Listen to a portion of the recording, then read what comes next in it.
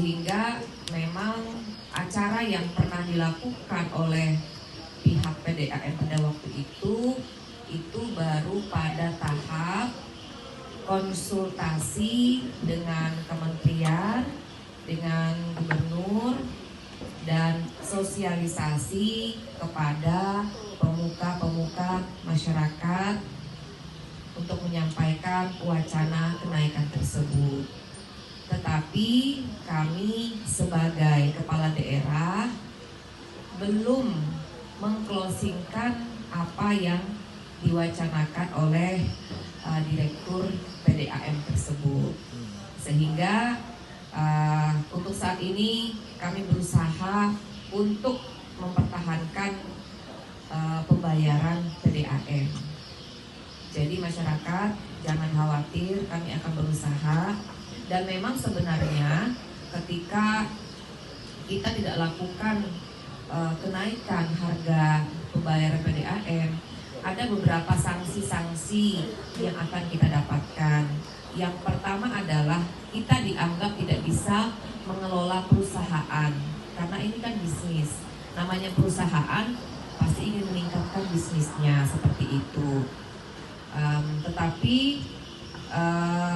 ketika kita tidak bisa mengelola perusahaan itu dengan baik, bisa mendapatkan pendapatan, maka dianggap tidak mampu mengelola perusahaan tersebut, sehingga besar kemungkinan itu akan digabungkan dengan perusahaan lain atau digabungkan dengan PDAM yang lain yang misalnya ada di Kutai Timur seperti itu. Jadi ketika ada keluhan-keluhan dari masyarakat, misalnya ya orang tidak bisa komplain lagi kepada PDAM yang ada sekarang, karena kita akan menjadi UPTD saja atau cabang seperti itu. Nah, itulah yang menjadi pertimbangan-pertimbangan ketika kita tidak melakukan kenaikan-kenaikan. Tetapi untuk saat ini dari Direktur PDAM ataupun dari Dewan Pengawas sudah menyampaikan ke KPM yang juga selaku kepala daerah. Saya menyampaikan kepada kita semua bahwa untuk saat ini kami belum mengclosingkan atau melakukan kenaikan harga BBM tersebut karena berbagai pertimbangan. Yang pertama adalah harga BBM yang semakin menaik, yang juga merupakan beban dari masyarakat. Kemudian juga kesulitan-kesulitan ekonomi yang lain pasca pandemi. Sehingga saya mengambil kebijakan untuk sementara untuk mempertimbangkan dan mempelajari apa yang menjadi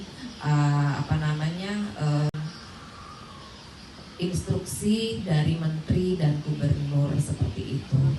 Ya, walaupun ke depan ada wacana untuk kenaikan, tetapi untuk saat ini belum kami lakukan. Jadi yang disampaikan kemarin itu adalah baru konsultasi dan sosialisasi kepada masyarakat. Dan suatu saat itu akan terjadi, masyarakat sudah mulai bersiap-siap seperti itu. Karena kalau kita nggak naikkan, kalau misalnya ada kebocoran, Pak, ada bocor di sini, orang-orang sudah nggak mau lagi karena sudah hanya cabang saja. Tapi kalau ini kan kalau misalnya ada masalah bocor pipa di sana, karyawan PDAM langsung bergerak. Tetapi kalau sudah menjadi OPTD ataupun menjadi cabang, maka mereka juga ya asal-asalan kalau kerja. Lapor aja ke misalnya ke Kutai Timur misalnya kayak gitu kan. Itu sih yang kita jaga, jangan sampai PDAM ini diambil alih oleh orang lain. Itu sih yang kita jaga, bukan kepada apanya, bukan karena BBM dan sebagainya, tidak seperti itu. Kemudian untuk wacana